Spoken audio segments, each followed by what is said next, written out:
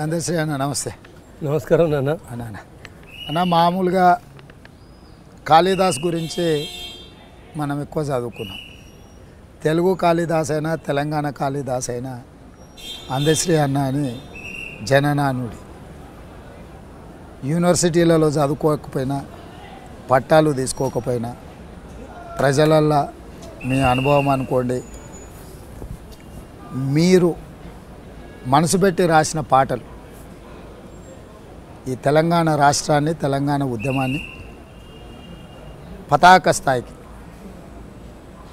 తెలంగాణ ఉద్యమం ఆకాశంలో తారలై మెరిసిందని అంటే అందులో మీ పాత్ర తీయలేనిది. నాకు తెలిసిన తెలంగాణను 3 భాగాలుగా నేను చూస్తా. నా అనుభవం నాకున్న పరిమితమైన దీంట్లో ఒకటి 220 సంవత్సరాలు రాజుగా చక్రవర్తిగా నిజాంల పాలన. ఆ పాలనలో నిరంకుశ రజాకర్ల దాడి, దాని మీద ఈ ప్రాంత ప్రజలు ఏకోన్ముఖమై సాయుధ రైతాంగ పోరాటం చేసి మీ పాట దాని మీద రాసిన దాంట్లో నైజాముల పైజాములు ఊడగొట్టి దిగంతాలకు తరిమిన చరిత్ర ఈ తెలంగాణ ప్రజలది. అదొక భాగమైతే సాయుధ రైతాంగ పోరాటంతో మనం స్వేచ్ఛను సాధించినామని అనుకుంటా. నేను 60 సంవత్సరాలు సమైక్య పాలనలో జరిగిన మలిదశ తెలంగాణ పోరాటం, ఈ ప్రాంత రైతుల పోరాటం, ఈ ప్రాంతం యొక్క ప్రజల పోరాటంలో స్పష్టంగా మీ పాత్ర, దాని మీద మీ గలం అనుకోండి, మీ స్ఫూర్తి అనుకోండి, విస్పష్టంగా అనిపించింది. అదొక భాగం. 3వ భాగం తెలంగాణ రాష్ట్రం వచ్చి దాదాపుగా 10 సంవత్సరాలు పూర్తవుతుంది. నా దృష్టిలో ఈ మూడింటి మధ్యలో ఉన్న తేడాను మీరు ఎట్లా గమనిస్తున్నారు? మీరు రాసిన పాట మాకందరికీ చూడు తెలంగాణ అనే పాట అంటే తెలంగాణను చూసి ఇక్కడ ఉన్న ప్రకృతి వనరులు వీటికి సంబంధించిన విషయాల ప్రస్తావన, నిజాములు కావచ్చు, సమైక్య పాలన కావచ్చు, ఈనాడున్న దొరల తెలంగాణకు సంబంధించి ప్రజల మీద వాళ్ళ ఆధిపత్యం అని నేను అనుకుంటున్నా. మీరు కవిగా స్పందించే హృదయంగా మీ వైపు నుంచి ఏ కోణంలో చూస్తున్నారు? 10 సంవత్సరాల అనుభవాన్ని మీరు ఏ రకంగా విశ్లేషిస్తారని నేను ఆశిస్తున్నాను మీ నుంచి. నమస్కారం నాన్న. మీరు అడిగిన ప్రశ్న 3 భాగాలుగా తెలంగాణ అస్తిత్వాన్ని, తెలంగాణ ఆత్మను ఆవిష్కరించాలనుకున్నప్పుడు ముందుగా మీరు మాట అన్నారు, కాళిదాసు భారతీయ సాహిత్యంలో ఒక శిఖరాయమానం కాదనను. నేను కాళిదాసును అవునో కాదో అని కూడా చెప్పలేను, కానీ అమ్మ ఆశీర్వచనము అనిర్వచనంగా నా మీద ఉన్నదని చెప్పగలను.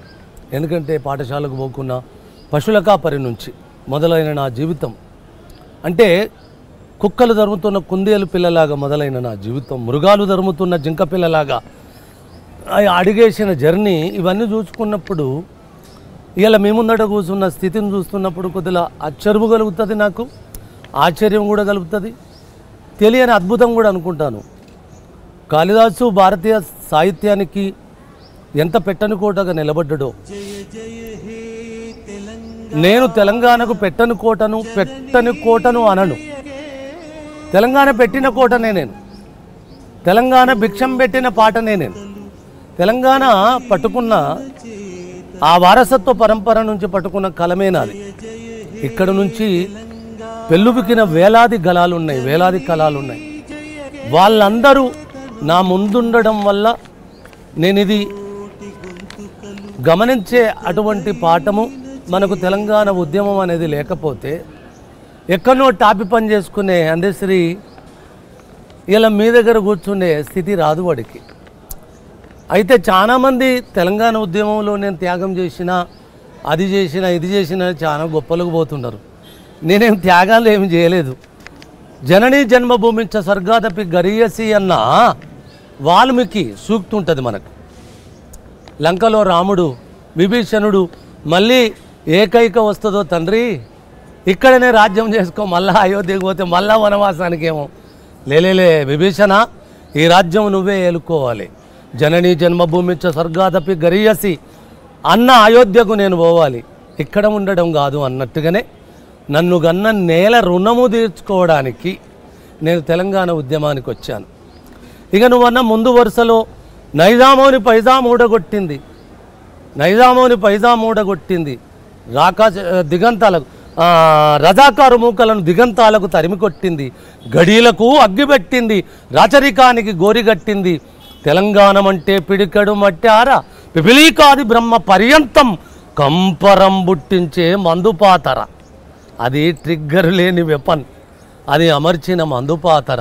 అది ఎలా వేల్తుందో ఎలా ఆ నేపథ్యం. ఎందుకంటే నా తలాపున, నేను పుట్టిన నేల తలాపుననే బైరాంపల్లి ఉంటుంది. ఎప్పుడన్నా మీరు అనుమతిస్తే ఆ బైరాంపల్లిని ఒకసారి చూసొద్దాం. అక్కడనే పుట్టిన, అక్కడనే ఆ గాలి వీచింది అన్నప్పుడు నేను సాయుధ తెలంగాణ పోరాటాన్ని మీ నుంచి నేర్చుకోవడం ఈ సుతపాండిత్యం ద్వారా, అంటే చరిత్ర పుస్తకాలనే కాకుండా సుతపాండిత్యం అంటే మౌఖికంగా వినడము, మౌఖికంగా మెమరీలో ఉండడం, ఆ రీతిగా సాయుధ తెలంగాణ పోరాటాన్ని చదువుకోవడం వీలుపడ్డది. అలాగనే 60 సంవత్సరాల పరాయి పాలనలో నా అమ్మ చెరబడ్డ నేపథ్యాన్ని కూడా చదువుకోవడానికి వీలుపడ్డది. ఇక అధికారం వచ్చిన 10 ఏళ్ళల్లా ఏమైందో నాకంటే మీకే ఎక్కువ తెలుసు. కానీ ఒక్కటి లీడర్, ఇక్కడ ఒక మాట ఉన్నదన్న, చెప్పు. మేమందరం ప్రత్యక్ష రాజకీయాలలో ఉండడం వల్ల, మేము ప్రత్యర్థి రాజకీయ పార్టీలకు నాయకులు అవ్వడం వల్ల మేము లేవనెత్తుతున్న అంశాలను వాళ్ళు అలవోకగా ఇది రాజకీయ నేపథ్యంతో కూడుకున్న ఆరోపణ, ఇందులో పెద్ద పసలేదు, అద్భుతమైన తెలంగాణను, బంగారు తెలంగాణను మేము నిర్మించినాం, ప్రపంచానికే తెలంగాణ నెంబర్ 1 ఒక మోడల్ అని వాళ్ళు జవాబు చెప్పుకోవడానికి ఉన్నది. కానీ మీలాంటి వాళ్ళు పల్లె నీకు వందనాలమ్మా అనే తెలంగాణ పల్లెల యొక్క జీవన విధానాన్ని, ప్రజల యొక్క ఆలోచనను, ప్రజల ఆలోచననే ఆలంబన చేసుకొని ముందుకు నడిచిన మీరు ఈ పరిస్థితులను వివరిస్తే నిజంగానే తెలంగాణ బంగారు తెలంగాణ అయిందా? నిజంగానే ఈ తెలంగాణలో ప్రజలకు పాలకులు స్వేచ్ఛనిచ్చిండ్రా అనేది తెలుసుకోవాలని, ప్రజలకు తెలవాలనేదే నా ఆలోచన. మంచి మాట నాన్న, మంచి ప్రశ్న. 10 ఏళ్ళల్లా బంగారు తెలంగాణ అని సారు కంగారెత్తి ఇచ్చాడు జనాలను. బంగారం అంటే ఇదివరకే చెప్పాను నేను, బంగారం అనగా అంగడి. ఓ, బంగారం అంటే అంగడే. ఓకే. అక్కడ అమ్ముకోవడం కొనుక్కోవడం కానీ ఇథిక్స్, మానవ విలువలేము ఉండే అక్కడ. నాకు కొత్త బంగారం అంటే అంగడే. ఓకే అన్న, అందుకోసం ఇక్కడ ప్రతిదీ అంగడే అయింది. ఇక్కడ ప్రతిదీ అంగడే అయింది ఆ బంగారం పేరు మీద. నిజంగా ఇది స్వర్ణము అంటే బంగారం అని నాకు తెలిసి, బంగారం అనేది మానవ జీవితంలో చాలా అతి అతి అతి అతి విలువ తక్కువ శబ్దం. ఎందుకంటే ప్రజలు భ్రమలో ఉంటారు కదా, బంగారం అనగానే బంగారం వండుకొని తినరు కదా. కానీ నన్ను కన్నా ఈ పిడికడు మట్టి కంటే 1000 కిలోల బంగారం దాని వేటు రాదు నాన్న. అందుకోసం సారు మనకు బంగారం అని మనకు కంగారిస్తే ఆ బంగారం ఎంత మనం పరిగెత్తుతుంటే బంగారాన్ని తలదన్నిన 1000 ఎకరాలను సారు కాజేసుడు మొదలుపెట్టాడు. ఏ ప్రజలకు ఇక్కడేం స్వేచ్ఛ లేదు. ప్రజాస్వామ్యముతో, ప్రజల రాజ్యముతో, ప్రజల భిక్షతో వచ్చిన అధికారాలు సారు కుటుంబ పాలన అయింది. సారు మాట్లాడిందే వేదమైంది. అక్కడ మనకు మొత్తము 119 నియోజకవర్గాలలో తతిమ్మలు ఇతరులు గెలిచిన విషయాన్ని పక్కన పెడితే సారు గెలిపించుకున్నోళ్ళు, సారు దగ్గర నిలబడ్డోళ్ళు అందరూ ప్రజల ఓట్లతోటే కదా వీళ్ళ అధికారం వచ్చింది. సారు కూడా అధికార భిక్షం వేసింది ప్రజలే కదా. ఆ బంగారు తెలంగాణలో ఆయన తెచ్చిన బంగారు రాజ్యములో ఓటేసిన ఏ ప్రజలనన్న భాగస్వామ్యము చేసిన సందర్భం మనకు కనబడ్డదా? సారు మాట్లాడతాడు, సారు కొడుకు మాట్లాడతాడు, సారు అల్లుడు మాట్లాడతారు, సారు బిడ్డ మాట్లాడతాడు, సారుకు మందు పోసి మందు గోలిచ్చేటోడు కూడా మాట్లాడతాడు. ఇక ఈ 4, 5 కాకుండా ఇంకొక ఆయన మనమోడు 6వ సంఖ్యగా, ఆయనకి ఇష్టమైన 6వ సంఖ్య కదా, ఆయన 6వ సంఖ్యలో మనమనికి కూడా ఈ తెలంగాణ వాళ్ళ తాత జాగీరులాగా మనమనికి కూడా రాజకీయ భిక్ష పెట్టి పోవాలన్నది ఒక వ్యక్తి మాట్లాడుతున్నా అనుకుంటాం, ఏకోన్ముఖం అనుకుంటాము. లీడరు ఏకోన్ముఖం కాదు. ఇలా కాంగ్రెస్ వస్తే 10 మంది మినిస్టర్లు అవుతారా, 11 అవుతారా, 12 అవుతారా అని ఎద్దేవా చేస్తున్నాడు కదా. సారింట్లా నాకు తెలిసి 5 ముఖ్యమంత్రులు ఇప్పుడే ఉన్నారు. సారింట్లా 5 ముఖ్యమంత్రులు, అయ్యొక ముఖ్యమంత్రి, కొడుకొక ముఖ్యమంత్రి, బిడ్డొక ముఖ్యమంత్రి, అల్లుడొక ముఖ్యమంత్రి, మందు పోసి మందు గోలేసే సార్ ఒక ముఖ్యమంత్రి, ఇప్పుడు 6వ ముఖ్యమంత్రి మనుమనిగా చిరునామా చేసి ఉన్నారు. తెలంగాణలో నా ప్రజలు మాట్లాడుతూనే ఉన్నారు, కేసీఆర్ అనేటోడు ఒక ముఖ్యమంత్రిగా పిడికడు వ్యక్తే తప్ప తెలంగాణను శాసించేటోడు ఈ భూమి మీద నైజాములు పోయినరు, రాజులు పోయినరు, రాకాశి బల్లుల కంటే ధిక్కారము ప్రదర్శించిన మన పరాయి పాలన కూడా వాళ్ళ ఇంటికి పోయింది. సారు ఎందుకంటే తన నీడ నాకు తోడుగా సింహములాగా వస్తుంది అనుకుంటాడు. కానీ ఇక్కడ ఎవరైనా చిటికడేనా, చిటికడు మట్టే. మన పెద్దలు ఒక మాట అంటారు, అది చెప్పాలి. ఎందుకురా అంత ఉచ్చిలిపోతున్నావు, ఏమి తెచ్చినవని ఏం తీసుకుపోతావని. ఏమున్నది బిడ్డ జీవితం అంటే, ఇవాళ ఇంట్లో రేపు మంట్లే. మీరు సంపాదించుకొని మీ కుటుంబమే, ప్రజాస్వామ్య పాలన కాదది, కుటుంబ పాలన. ప్రజాస్వామ్య ప్రజలు భాగస్వామ్యమై పాలన చేస్తున్న పాలన కాదది. బంగారు తెలంగాణ, నా తెలంగాణను దోచుకోవడానికి అంగడు చేసిన తత్వం అది. అరే నా తెలంగాణ మట్టితో పరిమళాలుగా పచ్చగా వర్ధిల్లాలి కానీ అంగళ్ళు చేసి అమ్ముకునేందుకు కాదు ఈ తెలంగాణ. చెప్పిన కదా, ఏ ఒక్కడు లెక్కలేసుకుంటే వచ్చేదే నా తెలంగాణ. అందరం ఒక్కటైతే కదా వచ్చింది తెలంగాణ. ఒక్కడు లెక్కలేసుకుంటే వచ్చేదే నా తెలంగాణ. కనుదరిచిన పశుకూన మొదలు కాటికి కాళ్ళు జాపిన పండు ముసలి వరకు అందరం ఒక్కటైతే కదా వచ్చింది తెలంగాణ. ఏ ఒక్కడిదో కాదు అందరిది తెలంగాణ. ఏలుకోపోండి 5 ఏళ్ళు, కాదంటే 10 ఏళ్ళు, ఎల్లకాలం వెళ్ళడానికి తెలంగాణ. ఎవ్వడి తాత జాగిరు కాదు అని చెప్పిన కదా ఈ నిప్పుల వాగులో. అందుకోసం ఇక్కడ ప్రజల తెలంగాణని పాటవాలుగా చెప్పడమే తప్ప ప్రజాస్వామ్యమని వేదికల మీద కాగితాల మీదనే చెప్పగని ఇక్కడ వ్యక్తి ఆరాధన మొదలైంది, వ్యక్తి పాలన మొదలైంది, వాళ్ళ కుటుంబ పాలన మొదలైంది. కుటుంబమే కాదు తండ్రి, వాళ్ళ కులము కూడా రాజకీయాలు చేస్తుంది. నేను అరకులపోని అన్నాడు సారు, నాకు కులమే పూర్తిగా లేదన్నాడు సారు. రాజకీయాలకు ముఖ్యమంత్రి అయిన తర్వాత కులాలను ఎలా విభజించి పాలిస్తున్నాడు, ఎట్లా కులాలను ఒక కులం విరుద్ధాలకు లోన్ చేస్తున్నాడు. కాబట్టి ప్రజాస్వామ్యం అంటే మీరంటే గుర్తొచ్చింది కులాల విషయంలో. ప్రభుత్వ పరంగా ఎస్టీ రిజర్వేషన్లు ఉన్న లంబాడా ఆదివాసీల మధ్య పంచాయతీని పెంచి పోషించి వాళ్ళిద్దరు ఒక దగ్గర కలుసుకోలేని పరిస్థితి కల్పించాడు. ప్రతి కులానికి అదే చేసి ముదిరాజు గంగపుత్రులలో చిచ్చుబెట్టి వాళ్ళను ఒక దగ్గర కూర్చొని మాట్లాడుకోలేని పరిస్థితి కల్పించాడు. అదేవిధంగా ఎస్సీ మాలామాదిగా ఉపకులాలకు సంబంధించిన సమస్యను సామరస్యంగా పాలకులు పిలిచి కూర్చోబెట్టి మాట్లాడి దానికి సరైన పరిపాలన విధానాన్ని సూచించాల్సింది, దాన్ని అట్లనే పెంచి పోషించాం. ఇట్లా ప్రతి వర్గాలల్లో ఏదో ఒక రకమైన విభజన తేవడము మనం పుస్తకాలలో చదువుకున్నాం. తెల్లదొరలు విభజించు పాలించు అనే విధానంతో రవి అస్తమించని సామ్రాజ్యాన్ని రాజ్యాలు ఏలిండ్రని మనం చదివినాం. అది చదవడం వరకే. ఈ 10 ఏళ్ళల్లో అయితే మాలాకటోలకు కళ్ళతోని మేము చూస్తున్నాం. ఎందుకు చూస్తుంటేనే ఈ విభజన ఈ రకంగా ఎందుకు ఇట్లా మారుతుంది అనేది.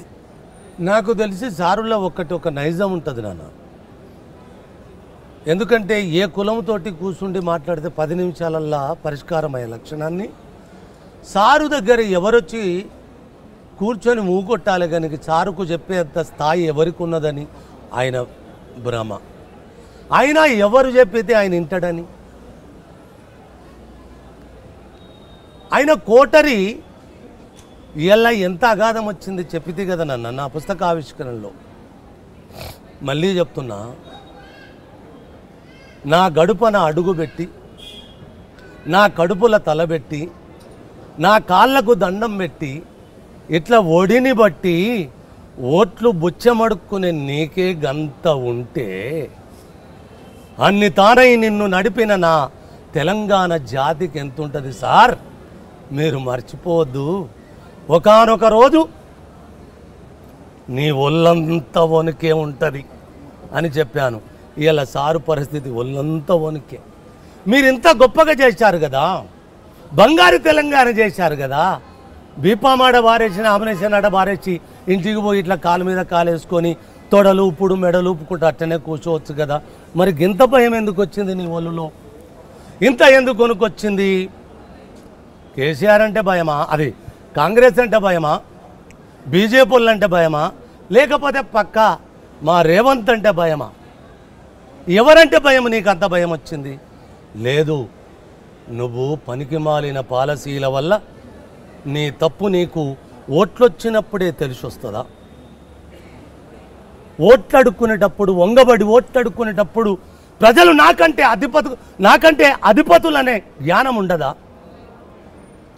అంటే ఆయన ఎప్పుడు మీరు రాసిన పాట మాయమవుతున్నాడమ్మా మనిషి అన్నవాడు అనే పాట కేసీఆర్ వినలేదంటారా? ఆయన వినకుండా కాదు, పాపము ఎనుగుద్ద పాండవ కథ అనేది ఒక కథ ఉన్నది ఇక్కడ. ఈ షో డెఫినెట్గా చూస్తాడు. ఎందుకంటే చూడాలి. ఈ ఎన్నికలు నెత్తి మీద ఉన్నాయి. ఈ టైంలో అందశ్రీ రేవంత్ రెడ్డి తెలంగాణ అంశాన్ని ప్రస్తావిస్తున్నట్టే గ్యారంటీగా చూస్తాడు.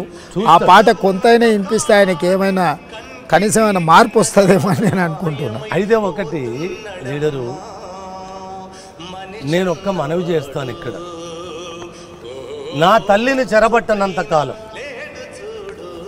నేను ఎవ్వరికైనా తల వంచి సలాం చేస్తాను. రేపు ఎవరు అధికారంలోకి వచ్చినా కాదు మీరు అధికారంలోకి వస్తే కూడా నా తల్లిని చెరబడితే ఆయనకు పాఠం చెప్తున్నాం ఇవాళ మనం. ఆయనకు ఆల్రెడీ పాఠం వచ్చింది కూడా. ఒళ్ళులో వణుకొచ్చిందంటే పాఠం వచ్చినట్టే. కానీ లోకనానుడు ఒక్కడున్నది కేసీఆర్లో, రాజకీయ నాయకులలో కూడా అది ఉంటుంది. ఇనుగుద్ద పాండవ కథ అని వినడం వదిలిపెట్టడం, వీళ్ళే అన్ని తయారు చేయడాలు, ఈ ద్వంద్వ నీతులు ఉంటాయి వెళతాడు.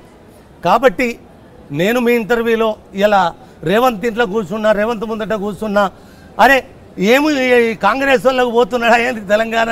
కేసీఆర్ అందశ్రీ ఏమై ఎక్కడేం కాడు, తెలంగాణకు కట్టుబడే ఉంటాడు. తెలంగాణ అమ్మ పాదాన సందడి చేసే అందగానే ఉంటాడు.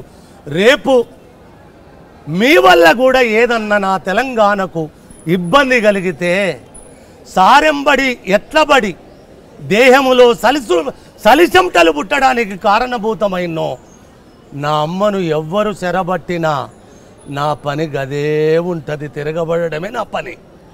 మాయమైపోతున్నాడమ్మా మనిషి అన్నవాడు. మనిషి అయితే ఇట్లా చెప్తారు సార్. మనిషి రూపంలో ఉన్న జంతువులు మనిషి అయితే ఎందుకు చెప్తారు నాన్న? మనిషి రూపములో ఉన్న మనిషికి ఇంకొకటి ఒక ఫిలాసఫీ చెప్పాలి. మనిషిలో 2 ముఖాలు అంటారు, కాదు, మనిషిలో 10 ముఖాలు ఉంటాయి. 5 జ్ఞానేంద్రియాలుగా 5 కర్మేంద్రియాలుగా ఉంటాయి. ఆయన ఒక్కొక్క ముఖంలోకి పరికాయ ప్రవేశం చేస్తూ పాపం 60 ఏళ్ళలో 50 ఏళ్ళలో రాజకీయ జీవితంలో నాకు భారతదేశంలో వాస్తవానికి కేసీఆర్ గారంత అబద్ధాలలో బతికిన లీడర్ అయితే నాకు ఈ దేశంలో కనబడ్డట్టు అయితే అనిపించలేదు. అంటే కేసీఆర్లో ఒక గొప్పతనం ఉందన్న, ఎంత గొప్ప అబద్ధానైనా అందమైన నిజంగా భ్రమలు కల్పించేటట్టు చెప్పడంలో ఆయనతో ఎవరు పోటీ పడలేరు. అంటే నిజం లాంటి అబద్ధం చెప్తాడు కేసీఆర్, అంటే మనకు అచ్చం నిజంగా లాగానే అనిపిస్తుంది, కానీ తీరా దాన్ని తరిచి చూస్తే 100% అది అబద్ధమే ఉంటుంది. 100% కాదు. ఆయన చెప్పిన విధానాలలో బంగారు తెలంగాణ అనేది కోటి వాళ్ళ అబద్ధం, అంతమించిన పెద్ద అబద్ధం ఉండదు. ఇంకా ఈ అబద్ధము బంగారు తెలంగాణలో అయితే రేపు బంగారమే. ఈయన సన్న బియ్యం ఎందుకు తినాలి? బంగారాన్నే బియ్యాలుగా మార్చి బంగారం ఎసరు పెట్టి తినమనాలి కదా. ఈ అంగల్లో ఎందుకు బతకాలి? ఎవడి బతుకు వాడే చేయాలి. కానీ ఒకటి స్వామి వివేకానందుడు ఒక మాట చెప్తాడు, చెప్పాలి. చాణక్యుడు కూడా ఒక మాట చెప్తాడు, చెప్పాలి. మీకు లోకాన్ని కూడా ఇది వినాలి, నా తెలంగాణ కూడా వినాలి. చాణక్యుడు ఒక మాట అంటాడు, మిత్రమా, నీ పుట్టుకతో నీకు శత్రువులంటూ కానీ మిత్రులంటూ కానీ ఎవ్వరు ఉండరు పుట్టుకతో. కానీ నువ్వు చేసే క్రియల రూపేణా నీకు శత్రువు కానీ మిత్రువు కానీ నీ క్రియలు నువ్వే సంపాదించి పెట్టుకుంటావు అన్నాడు. ఆయనే తెలంగాణ ఉద్యమ కాలంలో మిత్రులు సంపాదించి పెట్టుకున్నాడు. తెలంగాణ రాష్ట్ర సిద్ధిలో ఆయన పాత్ర నికల్మషం లేకుండా వర్ధిల్లిండు. అందులో నాకు ఎలాంటి పేషి లేదు. కానీ చేసిన క్రియలు ఇవాళ శత్రుత్వాన్ని కొని తెచ్చి పెట్టుకున్నాడు.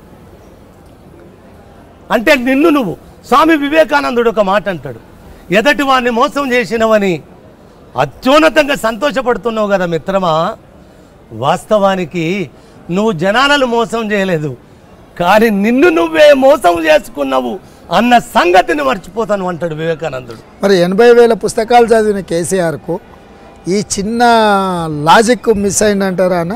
80,000 పుస్తకాలు చదివిన మాట ఆయన 80 కాదు, 80 ఎంత 160,000 పుస్తకాలు చదివినా నాకు అభ్యంతరము లేదు. కానీ పిడికడు మట్టితనము, పిడికడు మనిషితనము, పిడికడు మాటిచ్చి నిలబెట్టుకోలేని తనం ఉంటే, అవి మనిషిలో లేకుంటే తనువు బతికున్న శవమే తప్ప వాస్తవానికి మనిషిగా జీవించినట్టు ఏ కోసాన ఎవ్వడు లెక్క చెయ్యడు.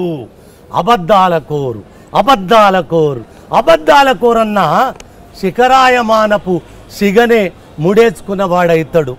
అంటే ఒక హోదా లేకపోతే మనిషి ఏదైనా కొన్ని అంశాలు సాధించిన తర్వాత కొంచెం నిమ్మలత్వం వస్తుందని పెద్దలు చెప్తారు. నార్మల్గా ఊర్లో మనం ఏదైనా అనుకుంటే ఇది వచ్చినాక కొంచెం నిమ్మలత్వం వచ్చి సరే అందరిని కలుపుకోవాలి, అందరు చెప్పేది వినాలి. కొంచెం ఆయన అనుకున్న కోణంలో తెలంగాణ రావడం, తెలంగాణకి ముఖ్యమంత్రి అవ్వడం, 2 సార్లు అవ్వడం, సరే చేయగలిగిందంతా ఏమేం ప్రయత్నాలు చేసిండు. ఇప్పటికి కూడా మొదలుపెట్టినప్పుడు ఏ అబద్ధాల పునాదుల మీద మొదలుపెట్టిండో ఈరోజు కూడా దారి మారకుండా అట్లా పోవడం వల్ల ఎలకాలం మనల్ని ఇట్లనే నమ్మించగలని ఆయన మీద నమ్మకమా మన మీద నమ్మకమా? ఏ చెప్పినా నమ్ముతారని. అయితే ఒకటి, ఆయన వ్యక్తిగా నాకు కూడా చాలా ఇష్టడే. 14 ఏళ్ళు కలిసి పనే చేసినాం. నాకు కేసీఆర్ పట్ల కానీ కేసీఆర్ నాయకత్వం పట్ల కానీ నాకు ఎలాంటి పేశేషాలు లేవు. అంటే మనిషి కోణం నుంచి ఒకే ఒక్క శత్రుత్వ ముఖమే ఉండదు కదా, మంచి ముఖం కూడా, మనిషి ముఖం కూడా వస్తాడు అప్పుడప్పుడు. ఎప్పుడు వస్తాడంటే నిన్నటి దాకైతే రాలేదు, ఇప్పుడు వస్తాడనే నమ్మకం లేదు. నిన్నటి దాకైతే రాలేదు, ఇప్పుడు వస్తాడనే నమ్మకం కూడా నాకు లేదు.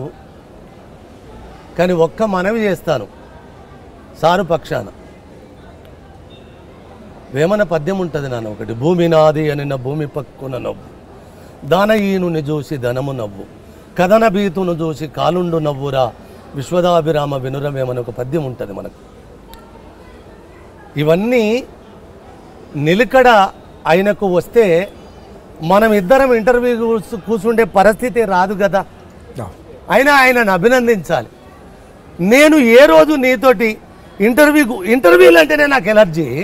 నేను కూడా మొదటిసారి అన్న నా జీవితంలో నన్ను అడిగినా కానీ నాకు ఎలర్జీ, నేను ఎవరిని ఎప్పుడేం అడగలే. అలాంటిది నువ్వు రాజకీయాలకు వచ్చిన తర్వాత నేను ఎప్పుడు నిన్ను కలిసినందుకు కూడా నేను ఇష్టపడలేదు.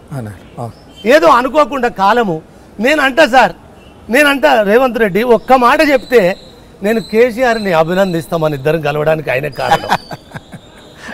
ఎందుకంటే ఆయన చేసిన క్రియలు కనుక కరెక్ట్గా తెలంగాణకుంటే మనం ఇద్దరం కలిసేటోళ్ళం కాదు.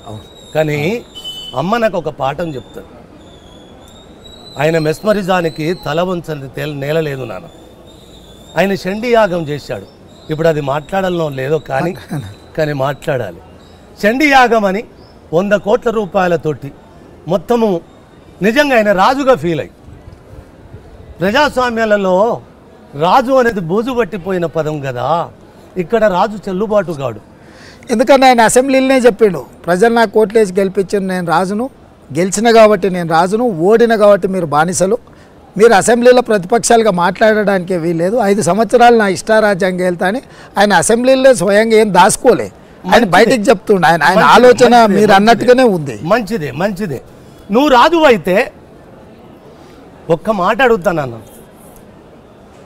మృగాలను వేటాడే సింహం అంటే ఒక ప్రకృతి నుంచి ఒక మాట మాట్లాడుకుందాం. గడ్డి మేసే కుక్క మాంసమే తింటుంది, గడ్డి కూడా మేస్తుంది. ఏ జంతువైనా మాంసానికి ఆహారంగా ఉన్నాయి. వేట దొరకన్నాడు ఏదన్నా గడ్డి మేస్తుంది, తోచింది తింటుంది. అవి మెయ్యని గడ్డే లేదు. సింహము జీవిత కాలములో వేట ఆడినా వేట దొరకకున్నా ఎప్పుడన్నా తల వంచి గడ్డి మేసిందా? మేస్తదా? మరి నువ్వు తల వంచి మెయ్యని గడ్డే లేదు కదా సార్, నువ్వు మెయ్యని గడ్డే లేదు కదా, నువ్వు రాజు ఎట్లయితావు? ఒకవేళ నువ్వు రాజువే అనుకొని అసెంబ్లీలో అంత నిర్లజ్జంగా చెప్పుకుంటే, నేను రాజును అని నిర్లక్ష్యంగా చెప్పుకుంటే, ఒంగబడి బుచ్చగాడిలా ఓటెందుకు అడుగుతున్నావు సార్? మళ్ళీ ఒంగబడి ప్రజల పాదాలకు ఒంగబడి ఓటెందుకు అడుగుతున్నావు సార్? మీరు రాజే అయితే మీ తాత ఇచ్చింది, మీ రేచల పద్మనాయకులు సర్వజ్ఞ సింగభూపాలుడు ఇచ్చిన నేల నా ఇది కాదు సార్. ఇక్కడ పోతనామాత్యులు కూడా వస్తారు కదా, నువ్వు 100 కోట్లు పెట్టి యజ్ఞాలు చేసినవు, అది చండీ యాగం పేరు మీద నా తెలంగాణకు చేతబడి యజ్ఞం అని చెప్తా నేను దాన్ని కదా.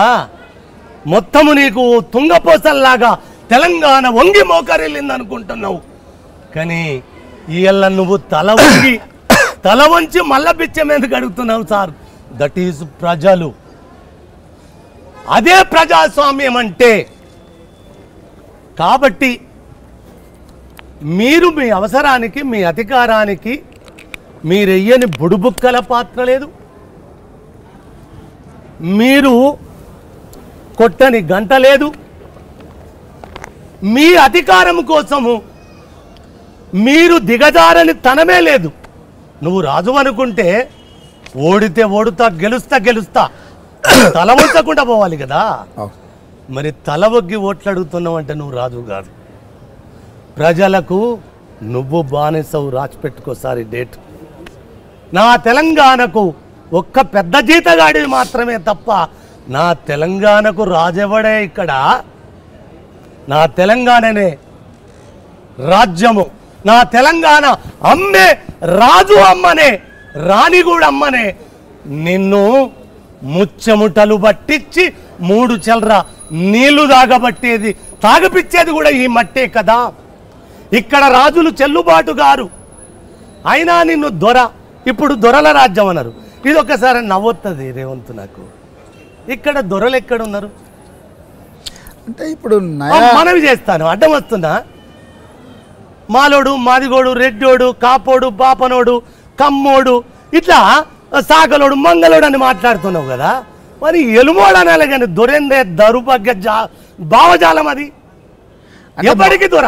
మా ఉద్దేశంలో అంటే నా ఉద్దేశంలో, లేకపోతే రాజకీయ పరిభాషలో దొర అంటే దోపిడీ చేసేవాడు, ప్రజల్ని పీడించేవాడు, ప్రజల్ని హింసకు గురి చేసేవాడు, ప్రజల మీద ఆధిపత్యం చెలాయించి నేనే గొప్పవాడిని అనుకునేవాడిని ఇన్ని పదాలు అనే బదులు దొర అంటే సరిపోతానా అనే అని మా మీరు ఉద్దేశం అంటున్నారా? మా ఉద్దేశం అది. మేము దొర అంటే ఇన్ని పదాలకు సమతూకమైన ఒకటే అర్థం వస్తుందని. కానీ సారు నిజంగానే దొర అనుకుంటున్నాడు కదా. ఓహో, ఆ ప్రమాదం ఉందా? ఆ ప్రమాదం ఉంది కదా. మేము చూస్తున్న కోణం ఒకటి ఉంది, ఆయన ఆయన అనుకుంటున్నది అనుకునే కోణం ఒకటి ఉన్నది కదా. అవును, ఇక్కడ దొరలు చెల్లుబాటు కాదు. మీ దొరలను గడీలను కూలగొట్టి గడీలను కూలదన్ని శివాలు దాటిచ్చింది నా తెలంగాణ. మీరు ఎల్లగొట్టిన దొరలను, వేల ఎకరాల భూములను మీరు ధరణి పెట్టి వాళ్లకు పట్టాలుగా చేసి వాళ్ళకు పాసుబుక్కులు ఇచ్చి మళ్ళీ మీ రాజ్యం మా దొరలది, మా కులానిది, మా కుటుంబానిది అనుకున్న చాప కింద నీరులాగా మీరేం చేస్తున్నారో తెలంగాణ గమనిస్తూనే ఉంటుంది. ప్రతిరోజు ఇప్పుడు మేము ధరణి అనేది వాస్తవంగా ఏంటంటే, భూభారతి అని కాంగ్రెస్ అధికారంలో ఉన్నప్పుడు మాన్యువల్ రికార్డ్స్ ఎక్కువ కాలం అయితే శిథిలావస్థకి చేరుకుంటాయని digitalize, computerize, as it is where it is, అంటే ఎక్కడ ఎలా ఉందో కాస్తు కాలము, కబ్జా కాలము, యజమాని కాలము, అనుభవ కాలము, ఇవన్నీ కూడా పహానీలలో కాస్తులో ఉండే రికార్డును కంప్యూటరైజ్డ్ చేసి నిక్షిప్తం చేస్తే 100,000 ఏళ్ళైనా ఆ రికార్డులు ఉంటాయి అనేది భూభారతి యొక్క ఉద్దేశం ఆ రోజు. దాన్ని కంప్యూటరైజ్ చేయాలని కాంగ్రెస్ పార్టీ పైలట్ ప్రాజెక్ట్ కింద మీరు పాట నేర్చుకున్న నిజామాబాద్ జిల్లాలనే మీరు ఎక్కువగా నిజామాబాద్ ప్రాంతంతో మీకు అనుబంధం ఉంది, నాకున్న అవగాహన, దాన్నే పైలట్ కింద తీసుకున్నాం. సో దాన్ని ధరణి రూపంలో ఉన్న రికార్డులను అంతా మాయం చేసి నక్సలైట్ ఉద్యమాలలో భూములు వదులుకొని పొలిమేరలు దాటిన దొరలను అందరిని కూడా సాదా పరిణామ కాగితాల మాలాకటోళ్ళ భూములు, ఎక్కువ భూములు ఉన్నోళ్ళు వివిధ కారణాల చేత గ్రామాలలో అమ్ముకొని సాదా కాగితాలు ఊర్లలో ఏముంటుంది అయా భూమి అన్నట్టు ఎవడో పేదోడు వస్తాడు, పైసలు ఇస్తాడు, గొర్రె పిల్లనో మేక పిల్లనో పైసలో వెనకటికి వాళ్ళ దగ్గర ఉన్న తునవో పనమో ఇచ్చారు, మేము కాగితం రాసి ఇచ్చినాం, అయిపోయింది. ఇక పట్నం వచ్చేసారు అనుకో రకరకాలుగా పోయింది. ఇప్పుడు సడన్గా పాత రికార్డులన్నీ రావడంతో మొత్తం పాత యజమానులు అందులో కనిపిస్తే 40 ఏళ్ళ నుంచి 50 ఏళ్ళు దున్నుకున్నోడిని ఇవాళ కాస్తు కాలం లేదు, కబ్జా కాలం లేదు, అనుభవ కాలం లేదు, ఇవన్నీ తీసేసిండు.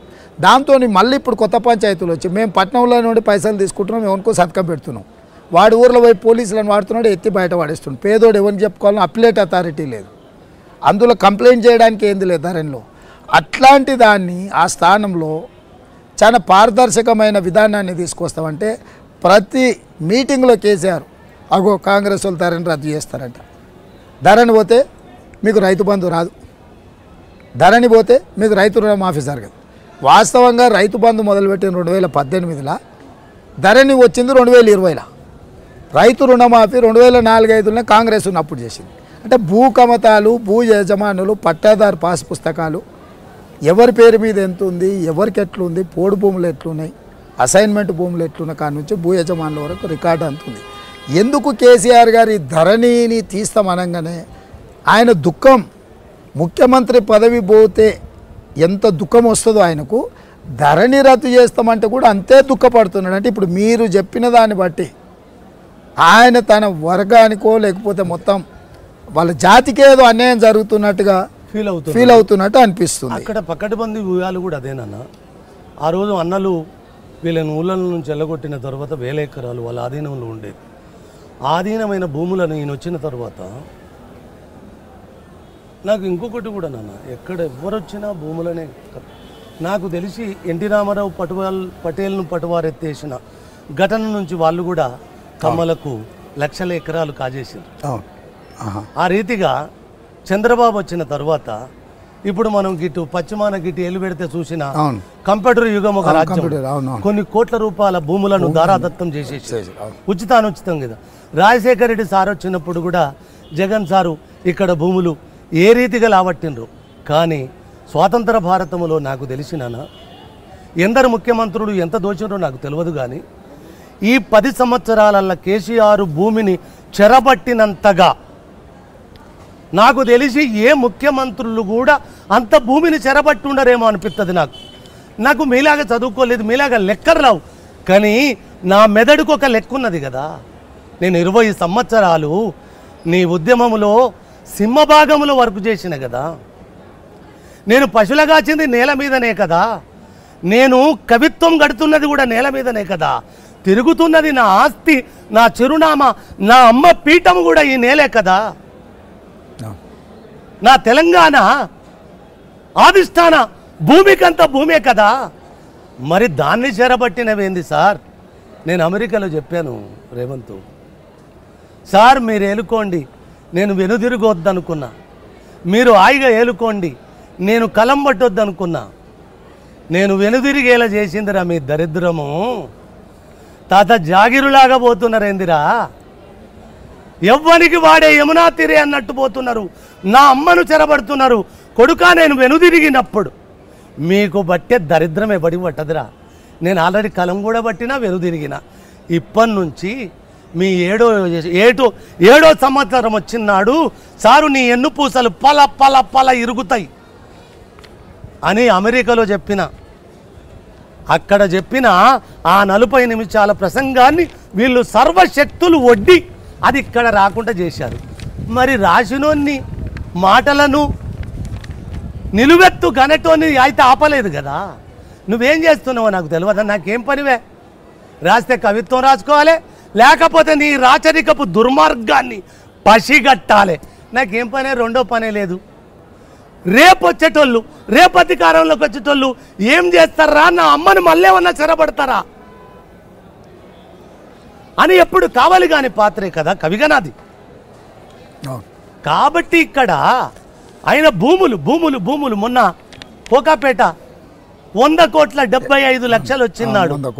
ఒక మాట చెప్పిన నాన్న, మీరు అనుమతిస్తే ఇక్కడ చెప్తాను ప్లీజ్. నువ్వు రైతు కదా సార్, నువ్వు రైతువు కదా, రైతుకు భూమి అమ్మకంటే గొప్పదే. ఏ రైతు భూమిని అమ్ముకునేందుకు పెడితే ధర మా అమ్మ నమ్ముకున్నట్టు అల్లాడతాడు వాడు. అరే నీ ఇంట్లో పీనిగల్లా, నువ్వు 100 కోట్లు వస్తున్నాయి, 175 లక్షలు వస్తున్నాయి. అరే పిచ్చోడా, దిక్కుమాలినోడా, రేపు 200 కోట్ల వస్తుంది ఎకరానికి. భూమి నమ్ముదామా, మన అమ్మ నమ్ముదామా? భూమిని నువ్వు అనుకుంటున్నావు, కానీ నాకు మన అమ్మనే తాకట్టు పెడుతున్నావు అని చెప్తా నేను. రేపు ఎవ్వరు అధికారములకు వచ్చి నా అమ్మను చెరబడితే వాడు కొమ్ములు తిరిగినోడు కానీ నేను వెనుదిరగడం, వానెంబడి వాడడం నాకేం పనే. కాకెంబడి కర్రెబిడ్డ పట్టట్టు నాకేమన్నా అవసరం ఆవే? మీరు తెచ్చిన కాలువలు 1,00,000 కోట్లు 2 లక్షల కోట్ల పెట్టుబడితోటి మీరు దోయందేంది సార్? భూములేనా సార్ మీరు దోషింది? ఇసుకనెంత దోత్తిర్రా? ఇసుక మీద కోట్ల రూపాయలు కట్టిస్తారా? నువ్వు రైతువా? ఇసుకను తీసిన వాగులు, ఇసుకను కొట్టిన నదులు ఈ నేలకెంత విధ్వంసో తెలుసా? ఒకటా సార్ మీరు కొల్లగొట్టింది? కరీంనగర్ గుట్టలను తినేసిండ్రు సార్. కంకర మిషన్, కచర మిషన్ లాగా కర్ర నమిలేస్తున్నారు సారు, భూములను మింగేస్తున్నారు సారు. మీకు ఎదురొచ్చిన వాళ్ళను కూడా ఇసుక లారీలతోటి గుద్ది సంపిస్తున్నారు సార్. తెలంగాణ అంత తొందరగా మర్చిపోదు సార్. మీ దరిద్రం ఏంది అంటే అమ్మను చెరబట్టిన రొమ్ము పాలను కూడా అమ్ముకునేందుకు సిద్ధమైనారా? మీకు పాలిచ్చిన అమ్మ రొమ్ము పాలను, రొమ్ములను కూడా తాకట్ట పెట్టండి. హిరణ్యకశపుని రొమ్ము చీల్చినట్టు నరసింహస్వామి ఈ నేల చెరబట్టినోని రొమ్మును చీల్చది. మట్టికి అంత శక్తి ఉన్నది. నేను ఉట్టిగా మీ ప్రసంగాల కోసమో మీ కెమెరాలు చూసినందుకో చెప్తలేను, మీ బతుకున కాలజ్ఞానం చెప్తున్నాను. ఏంటిది మీరు దొయ్యంది ఏందయ్యా? మీరు చెరబట్టండి తెలంగాణ నేల మీద పిడికడు మట్టి పవిత్రంగా ఉంచారా? అరే పాపాత్ముల పాదం పడితే కూడా ఈ పుణ్యభూమి అపవిత్రమవుతుందనే ఒక నానుడుంది. ఏందిరా మీరు దొక్కుతున్నది? కొంగలు నారుమడిని కొంగలు దొక్కినట్టు చేసిండ్రు. నారుమడిని కొంగలు దొక్కిన నారుమడి ఏమన్నా నారొత్తదా, నాటేస్తామా? ఇగో మీ ప్రగతి గది. సినిమా పోస్టర్ రాజకీయాలు ఎక్కడ చూసినా పచ్చగానే. మేము వచ్చిన తర్వాత ఒక్కొక్కడు అంటాడు, మానేరు మీ అయ్య కట్టిందా, మంజిర మీ అయ్య తెచ్చిందా, ఎగువ మానేరు మీ అమ్మకేమైనా కట్నంగా ఇచ్చారా? అరే ఇదివరకు అధికారంలో ఉన్నవాళ్ళే కదా కట్టింది ఇవి. నాగార్జున సాగర్ ఎన్ని రోజుల కింద కట్టినాం. అదొక పెద్ద దుర్మార్గం. అక్కడ నాకు పేర్చున్నది. నాగార్జున సాగర్ మీద కట్టింది నా నేల మీద, పారేది ఆంధ్ర నేల మీద పారుతుంటుంది. అయినా నా ఎడమ కాలకు చారుడు నీళ్లు రావు, 4 రోజులలో ఎండిపోతుంది. కానీ కుడి కాలువ నీళ్ళని తవ్వుకపోతుంది. ఇక్కడ చాలా పేషులు నాగార్జున సాగర్ మీద. నువ్వు కాళేశ్వరం ప్రాజెక్టు తెచ్చినావు, పెద్ద స్వప్నం. కానీ నీకు తెలియంది ఏంటి అంటే, అంత దిక్కుమాలిన ప్రాజెక్టు నేను దునియా మీద చూడలే. నీకేమెరకరా గుడ్డ కాసుకున్నోడికి, నీకేమైనా చదువు రానోడికి, నీకెరకరా అన్నో యూనివర్సిటీలో బతికేటోనికి అనుకుంటున్నావు నువ్వు. నేను ఒక చిన్న కవిత్వం రాసుకోవడానికి ధరాతలం మీద ప్రవహిస్తున్న ది లాంగెస్ట్, ది టాప్ 10 రివర్లు ఉన్నాయి కదా, వాటిని మొత్తము భూగోళం అంతా చుట్టొచ్చిన అన్నా నేను. మీరు చైనా బ్యారేజీకి పోయి చూసొస్తారు మీ బలగం. అరే 5 మెట్లుంటాయి ఇట్లా, హ్యాంగ్జీ రివర్కు ఆ మీదికి పోవాలి. ఒక్క మెట్టు 5 గ్యారేజీలు ఉంటాయి నన్ను ఇట్లా ఎక్కుతుంటాయి అవి. ఆ 5 గ్యారేజీలల్లా మన కాళేశ్వరం ఒక గ్యారేజ్ కింద రాదు. ఓకే, ఒక్కటే కాలువ ఈడ, అది 5 గ్యారేజీలు ఉంటాయి. మరి ఆయన గిన్నిస్ బుక్ ఎక్కిందని చెప్తున్నాడు సార్. చెప్తాడు.